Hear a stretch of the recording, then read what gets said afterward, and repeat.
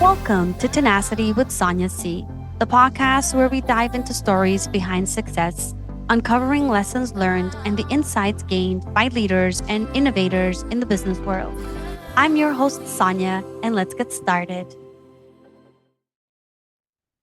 My guest today is Joanna Armstrong, an expert in emotional healing who reveals her groundbreaking approach to transforming negative emotions.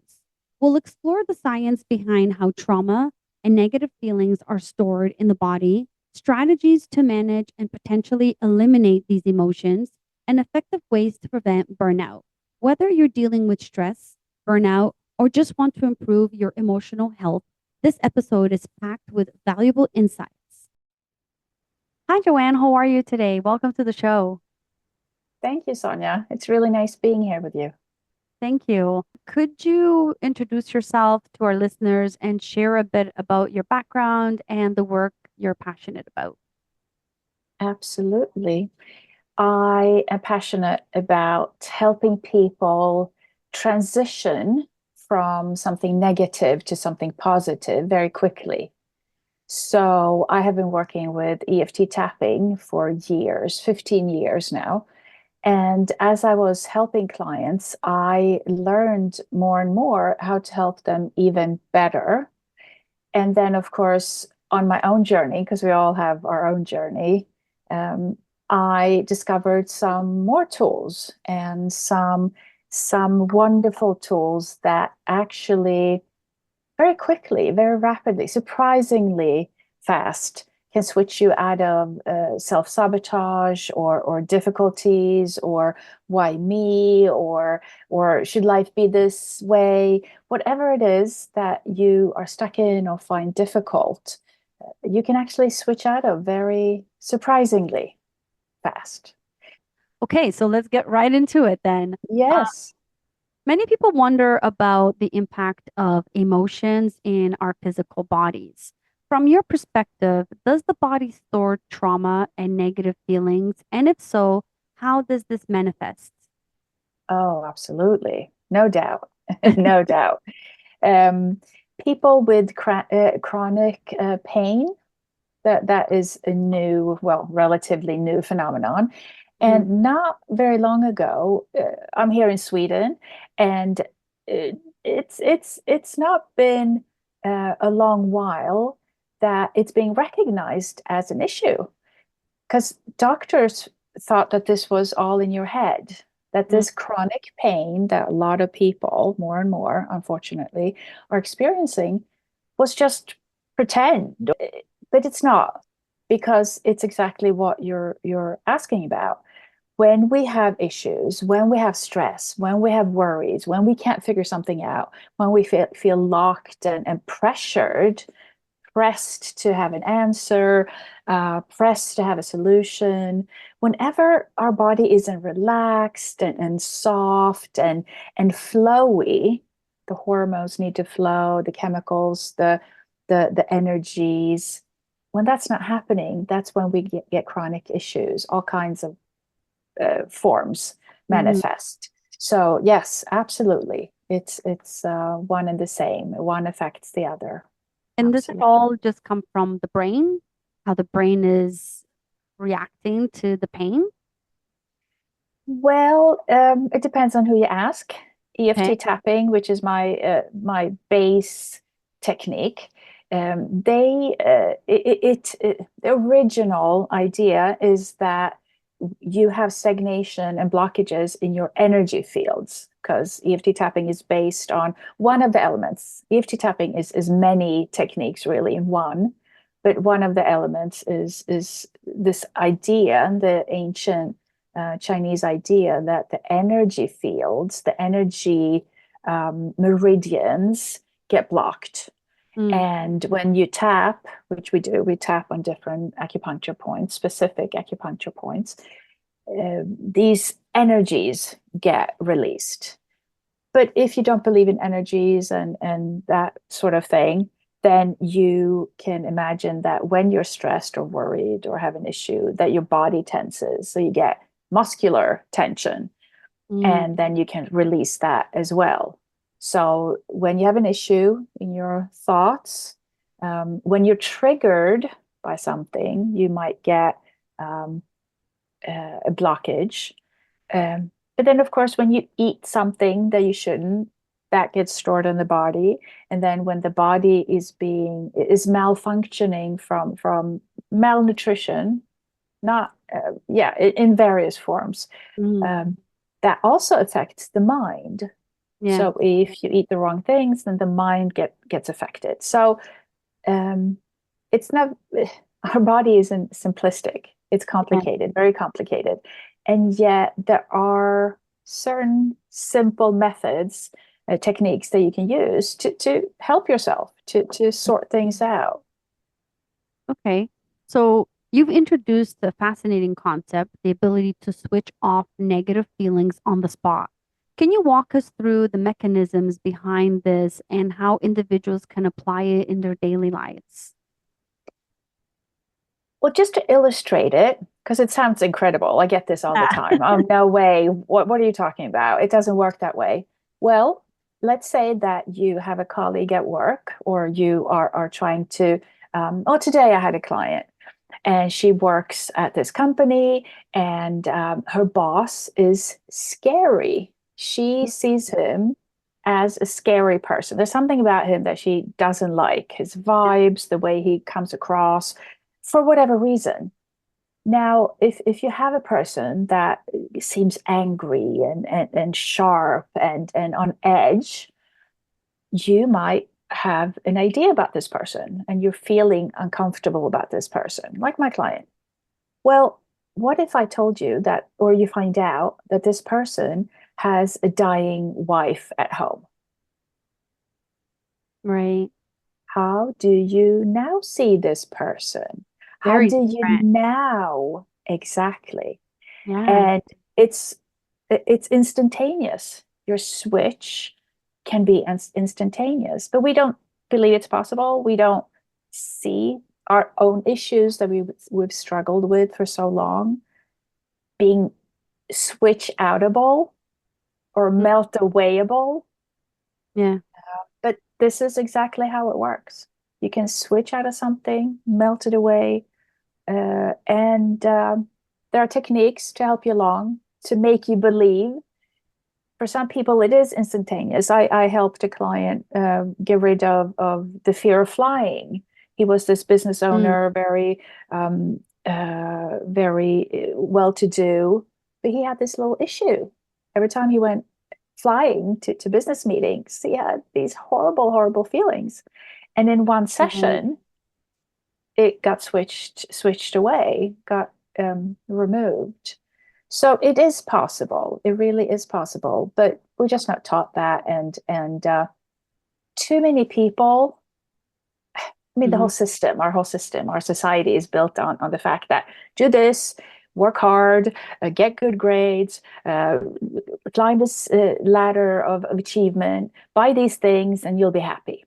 Well, Hmm. maybe that's not how it works.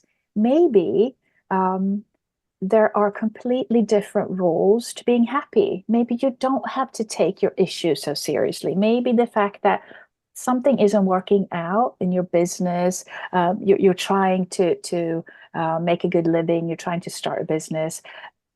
Well, what if you started by looking at what you want? What if these difficulties, so called, the challenges, what if you pause them a little bit and Yeah. looked at your goal, your dreams, your vision, and if you took those feelings, because those feelings are nice, and you see yourself in a particular nice area, place, state of being.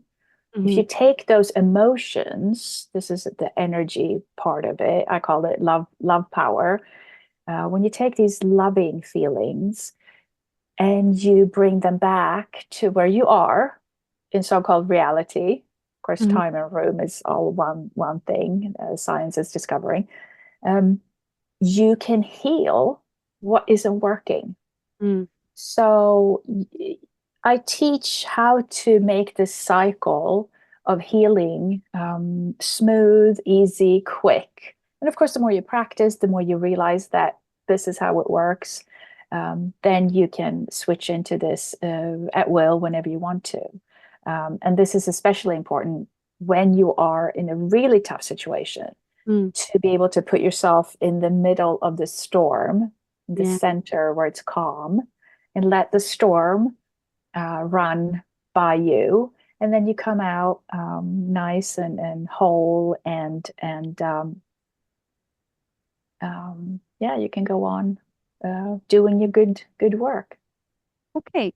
So for those of us who are unfamiliar with the term, can you explain what EFT, emotional freedom techniques, and EMDR, eye movement, this, desensitization, and reprocession are, and how they contribute to your approach? Right. Yeah, there's a lot of complicated words there. Um, so EFT tapping is emotional freedom techniques. So emotional freedom techniques. And the plural shows you that it is several techniques in one. Hmm. So there's EMDR, eye movement desensitization, is part of EFT tapping, Okay. but I kind of take it out as its own technique. And it does stand on its own as well. Hmm. So I use it a little extra. And then you have acceptance therapy, you have visualization, you have cell memory recognition, because your emotions are get stuck in your cellular memory. So Mm. there are several things that we do. And EMDR is the eye movement technique where I do this. See, now I'm trying to access a clever thought. So I'm looking into a certain direction where Okay. this thought is. We do this automatically, and some of us Yeah. more than others. And so to access and say things that are formulated and try to find the right words, you access this certain area where this is, where this memory or understanding is. Well, let's say in another area, you have a trauma. You have a feeling of, oh no, not again. This person is mean to me again. This um, uh, this collaboration, will it work? Will I get that project in my business?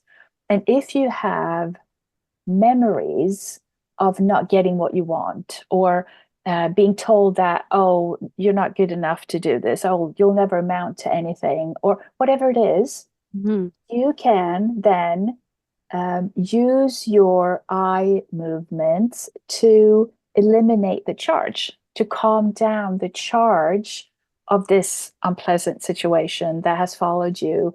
And as a situation gets repeated, it gets empowered and stronger and nastier feeling. Mm. So with these eye movements, you erase the charge. Okay. That's the simplest way of describing it. Yeah, no, I understand. So, what are some of the leading factors that contribute to people accumulating negative emotions, and how do these emotions impact various aspects of their lives? Well, we get triggered all the time. Mm-hmm. You're driving down the highway and someone walks in front of you on the crossing. Well, let's say there's a crossing, so maybe it's not the highway, but there's a crossing. Someone walks right across the pathway, and you recognize them ish. They remind you of someone. And Mm-hmm. all of a sudden, your whole body is flushed, you're hot, you're bothered, because, oh no, that looks like that bully that you experienced when you were younger, or at in some business setting, someone laughed at you and your idea of starting up a business a certain way, or using certain tools, or even your passion. No, you can't make money off of that. And someone laughed at you, and immediately your body is triggered as if this was a real huge death threat, even. Mm-hmm. It's a danger that you should stay away from.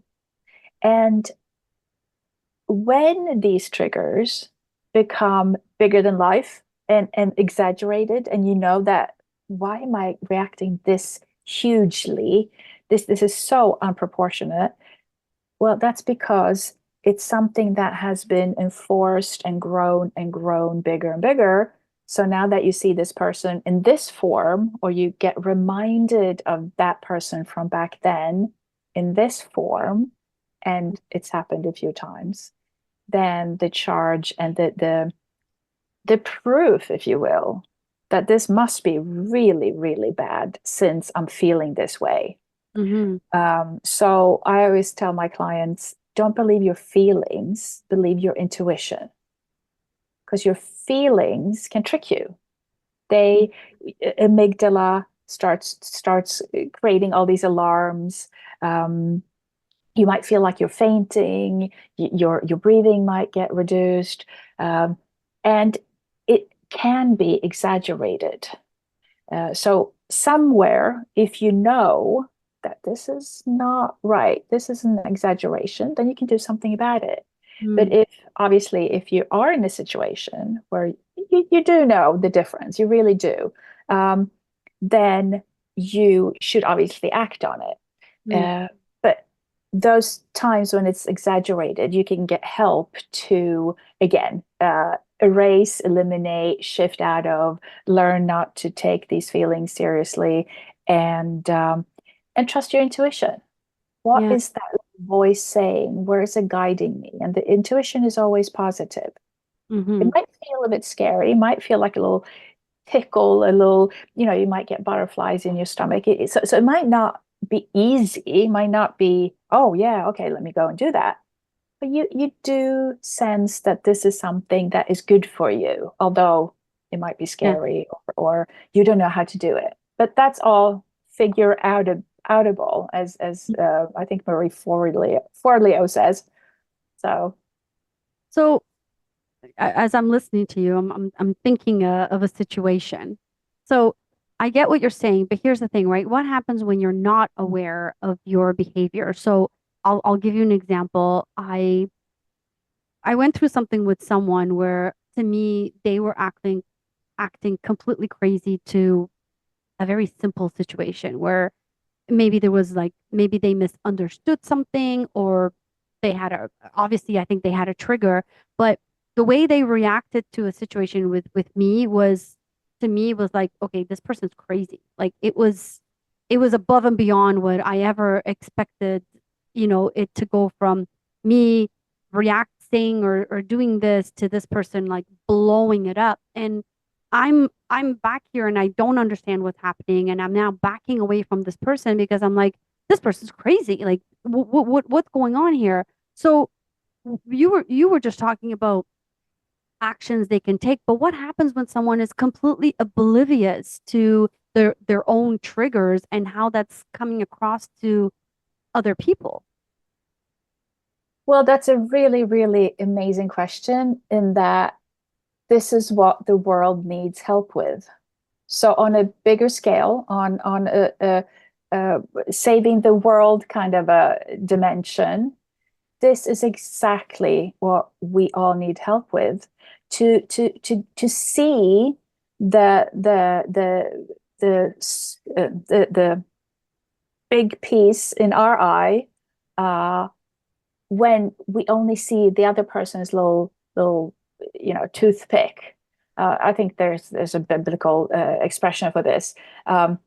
We need help to become aware. So instead of you getting triggered, because that's your work, instead of backing away, instead of getting scared, instead of, the idea that will heal the world is that we stand fast, and we say, well, that's interesting. How come you are seeing it this way? Or how come you are reacting this way? How come this is such a big thing for you? How come, if you, in real, true, honest curiosity, ask these questions, then you will help this person see that maybe they don't need to take it this Yeah. hugely, unproportionately, um, because there might be another way of seeing it. Uh, but then Yeah. again, they might not be ready to see that Well, that's what there's I'm a better way.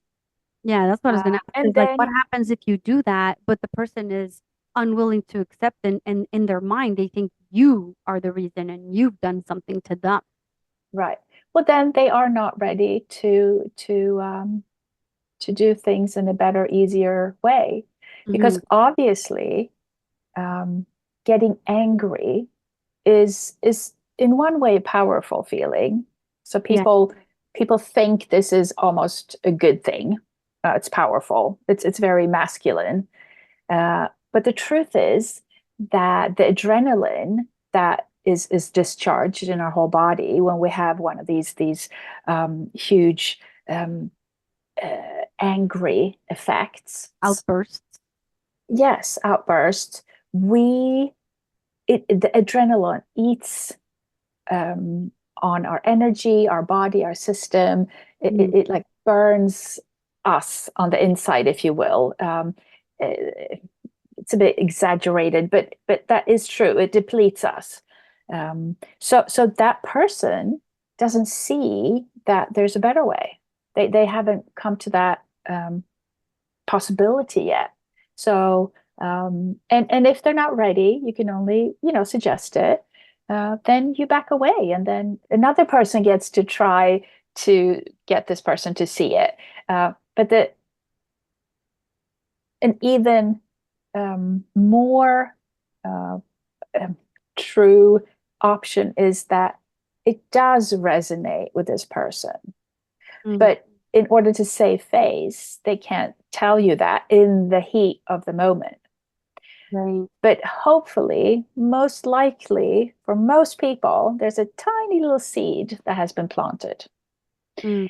And again, that's why I'm saying that if everyone does that, helps each other see something, and um, helps each other release our misconceptions, our difficulties, then we will have a much more beautiful world.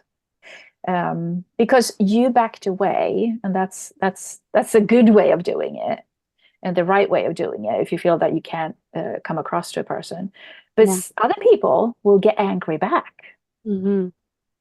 and that is then not very good and not constructive, and that is why the world is the way it is. Yeah. I mean, don't get me wrong. At first, I kind of did because I was trying to Mhm. explain myself. But then Mhm. when I realized that I wasn't being heard and that this Right. person was taking everything I was saying out of context and they were Yeah. creating a story. So they took Mhm. a little mustard seed Yeah. and watered it and Yeah. grew it into a plant all in a matter of like 5 minutes. Mhm. And to me, now I'm like, this is irrational and I can't come across I can't put any sense into this. So I need to just Yeah.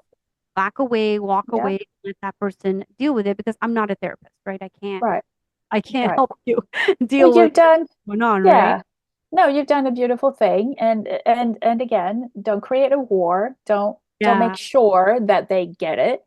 Let the next person have a go at it, and try to see if they can do something about it. that's Uh, true. but in complete transparency, there are psychological issues and personalities that are not optimal. There are real difficulties that people have with their psychological health. Um, and there's a spectrum. Nowadays, you don't have this or that or something else. Now you're on the spectrum of um, psychological, mental disorders. So, um, if this person really has a big, uh, because it's on the spectrum, it's so Yeah, hard to say. But yeah, there are issues that need to be helped with professional assistance, and that even that is difficult to figure out. So give it a try and then back away. So very nicely done. Very yeah. nicely So I have a question for you that done. wasn't on my list, but based on Mhm. I've had this question asked a couple of times, and I have my own view of it. I mean, I believe in therapy. I've been doing therapy for 6 years, and I started it for a very particular reason. And I kept doing it because I found it was really good for me. And I've met people that ask me if I'm friends with my therapist, and I'm like, no, because I just don't think they should be. And I've met people that are like, oh yeah, they've now over time become best friends with their therapist.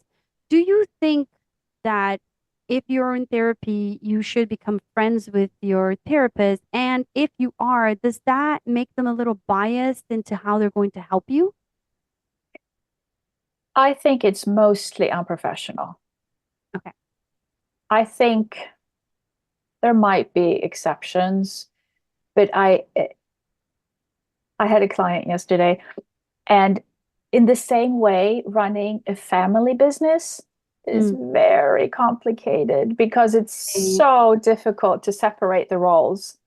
You go home, you have breakfast, you watch TV together, the ball game, uh, and you have a certain jargon. And then you go to work and you have your employees and around you, and you're running this business. It's so hard not to bring the breakfast table to work. It really, really Right. is. And that was this person's issue, that he thought that it wasn't run professionally, and it's difficult. It's very difficult. So I think that you should avoid it. And or, I mean, if it turns into a friendship, then ask the person to find another person, another therapist. Yeah. I don't think you should continue the relationship. So many wonder if it's possible to completely eliminate negative thoughts and feelings from our minds and bodies. What's your take on this? Is the goal more about management or transformation? You cannot, absolutely not Really? remove negative. No, no, no, there's no chance. Oh, wow, And just you no, can't. no, no. Yeah, no, no, that's not what life is about. That is not what life is about. Okay. I'm learning myself, as I said, but the therapists or the coaches are, we are learning. And my latest take is that we are the point of it all. People wondering what the Holy Grail is. The point of it all is to go through challenges with ease. Mm, They're not going to be completely painful. They're not going to be completely eliminated, but a lot of them can be. A lot of them can be reduced. Some will be eliminated. Like my client that could fly all of a sudden. He had a huge issue. I mean, it was seriously troubling him. mm, So some things can actually be eliminated, and some things can't because we get challenged with new things. Once we've grown into these shoes, oh, flying isn't so dangerous after all. I mean, there are risks, but actually taking the car is a higher risk. Um, so once you're over that hump, well, then you get presented with a new thing to grow into, mhm. and if you can take them as a new thing to learn, as opposed to, oh no, this is going to be horrible. It feels awful. I don't know what to do. I feel helpless. I feel um, all these things. Mhm. Uh, get help. Find someone that can help you, guide you, like you do. That's wonderful, wonderful, because that is what life is about. Learning how to handle life. And I teach my clients how to reach this blissful state. I've been there. I can like Mm, connect myself in seconds. yeah. And the first time this happened, the first time I figured it out, I was in this amazing, I was floating on the clouds, and it was absolutely wonderful. Except after some time, and I don't know if it was a week or two, nothing bothered me, this mess or that mess, and everything was just wonderful. Um, it got boring. Mm, It got really boring. And of course, that's like eating chocolate every day. I mean, yeah. how long can you eat chocolate every day? Right? Yeah. So the point is, no, we're here to learn. We're here to eat some humble pie. We're here to understand someone else better. We're here um, to see that maybe it isn't so bad to do this thing. Maybe this happening to us isn't a tragedy, Yeah. uh, et cetera, et cetera. So that's how I see it. Okay. Have you ever experienced it with individuals who become accustomed to negative feelings that they almost rely on them? How did what are your methods to address that? Well, absolutely. This happens all the time. And the methods are the same. I use my techniques. The reason someone gets accustomed to it is because the alternative is scarier. Mm. So, battered wives, oh, but I can't find a better man. I've tried so many years and I found this one, and he's so sweet when he's sweet. And oh, yeah, I get a bit beaten up. But I've tried so many years to find one that would even have me. Oh So I wow. can't leave this one.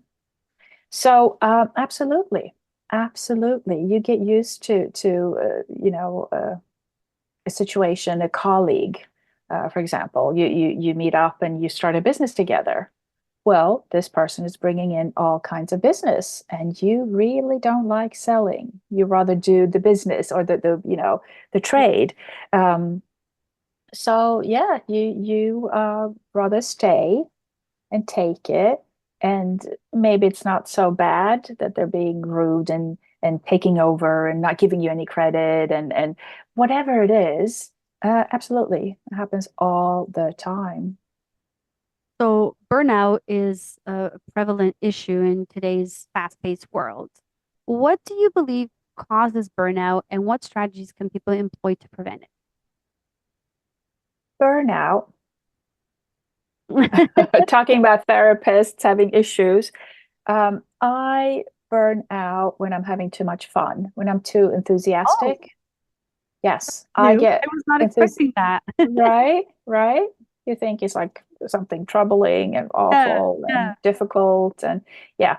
So I get so enthused and oh my God, and this is going to be amazing and I work really hard and wow, this is so much fun. And I don't listen to those little signs.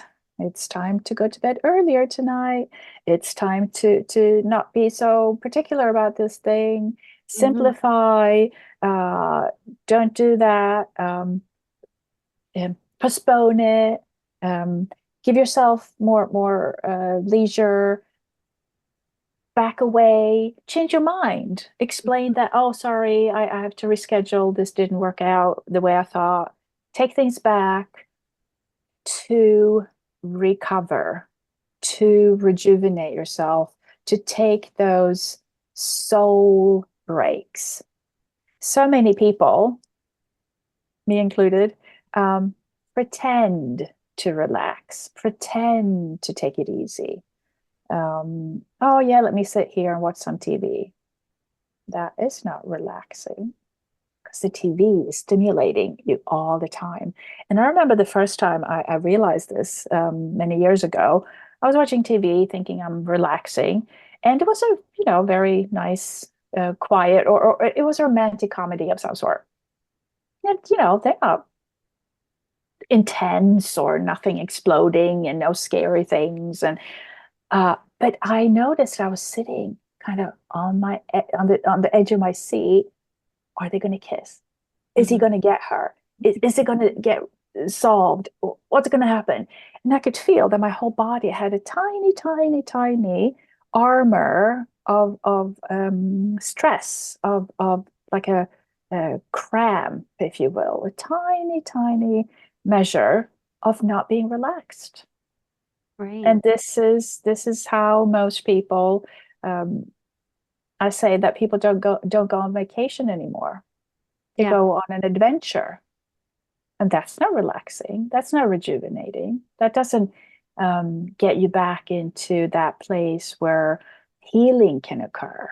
Doesn't get you back into that state where your oxytocin and the good hormones can flow, where things can repair. And because you're always on the go, you're always stressing, pressing, cramping.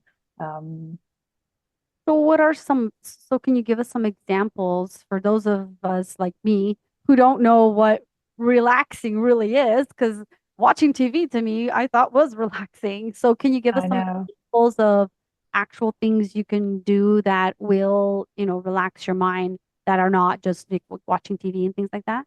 Sure. Nature. I mean, it's the those kind of trite solutions. Nature, just go out. Nowadays, they call it forest bathing. So you can go out into the forest and bathe in the atmosphere, in the ions that are coming from the trees, from nature. The leaves are emitting certain little energy fields Mm-hmm. that you need. Some people talk about grounding yourself, taking your shoes off, not on the deck, not on grass and dirt and soil, sand, something natural that is actually connected Mm-hmm. properly into this globe that we hang on to. Um, um, I relax better by reading, laying down, than I do sitting up watching TV. So you're still doing something, but your body is actually physically decompressing. Your mind is still on, and that might be um, an easier thing than meditation, for example, because meditation is the ultimate form. So reading, you're doing something while you're relaxing. EFT tapping is doing the relaxation. So you're actually that they see in studies that when you tap on these points, that the cortisol gets reduced by up to 60%. Oh, wow. So your stress hormones just calm down as you're tapping and breathing. And so that's again for someone that isn't used to relaxing, because it's the strangest thing that we have people now, very common, that don't know how to, can't, because they're so used to the spiral of doing and doing Yeah. and doing, being busy and clever um and those adventures instead of vacations. Yeah. So so yeah, there are a few things that you can do, and have a cup of tea maybe, or whatever it is. Take it step by step. A few seconds, a few minutes, and extend it to a little longer. It doesn't have to be hours and hours. I mean, some people meditate for hours. I don't see that you need to. Mm-hmm. The proper the thing that does make a difference is to go deep, Mm. to really let the body, the cells in the body, open up and get soft and warm and flowy. Yeah. And it doesn't have to take hours. That's something else. People like these journeys, and you can experience all kinds of otherworldly things. But that's something else. But for burnout recovery or prevention, just a deep, it's the feeling of bliss, and Mm-hmm. that's why I call my company Blissy Joy, because bliss is healing. That feeling, that soothing feeling of the wind, um, just caressing your skin, Mm-hmm. um, creates oxytocin in your body. The hormone oxytocin is healing. It heals the cells, it rejuvenates, it replenishes, it all of the good things. So it's that feeling that you want. And of Okay. course, when you're not used to it, it might be a bit tricky to get there. Yeah. And that is why I find it important to teach. Okay. So lastly, could you share some practical tips or techniques that our listeners can implement to foster emotional well-being and resilience in their lives? Yes. As soon it relates to exactly what I just mentioned. So as soon as you feel that you're stressed, worried, bothered, oh no, that again, uh, just tap anywhere. There's a protocol. You can pick it up. I can teach it to you. Um, just tap anywhere. Start out by just tapping anywhere. The face is a nice place. The chest is a nice place. Around the heart, if you feel pulled, that is a nice area to tap. And Mhm. just tap gently as you're breathing. Just breathe and imagine that you're backing away, that you're letting yourself go, that you're leaning back, that you're stepping away from whatever's going on. Mhm. Just tap, breathe, and back away a little bit. And just try that a few minutes and just see what happens. At first, it might feel weird, awkward, strange because you're sitting there tapping. You can tap on your hands or points on your hands. And I was actually taught more points on the head, on the feet, because it's based on acupuncture points, and acupuncture points are so many. Uh, the reason that we tap on certain ones is because we want to achieve a full body effect. Mhm. But working with this for so many years, when it comes to emotional transitions and improvements, it's not about the points. So that's why I tell people that are brand new to this, just tap anywhere you want. My Mhm. husband was tapping before I knew about the method even, and he was tapping on the arm, on the leg, on the thigh, and he was getting amazing results because it's not just about the tapping. It's about the acceptance of what's going on. It's about um, letting it happen. Not that it's good, but accepting that, oh boy, this is going on now. Let me Yeah. just back away a little bit, tap, breathe, calm down about it, and then have the strength to do something about it. So the Mhm. first step is to back away, get yourself situated and steady in what's going on. And then you can do whatever it is that you need to do. Okay. Well, this is a lovely conversation. I really had a nice time. Well, Joanne, thank you so much. I appreciate your time today. Thank you, Sonia. It was lovely being with you here today. Thank you. I want to extend my gratitude to Joanne for her transformative insights into emotional release and resilience. If you're dealing with stress, burnout, or just want to improve your emotional health, this episode will guide you through the steps of how to achieve that. To our listeners, thank you for joining me on this journey of discovery and inspiration. Don't forget to subscribe to this podcast on your favorite platform and join our community on social media. I would love to hear from you. Leave a review and tell me what topics you'd like me to explore in future episodes. Remember, the future belongs to those who embrace change and innovation with tenacity. Keep striving, keep innovating, and most importantly, stay tenacious in your pursuits. Thank you for tuning in. I look forward to bringing you more inspiring conversations in our upcoming episodes. This is Sonia signing off, but as always, remember to chase your dreams with tenacity.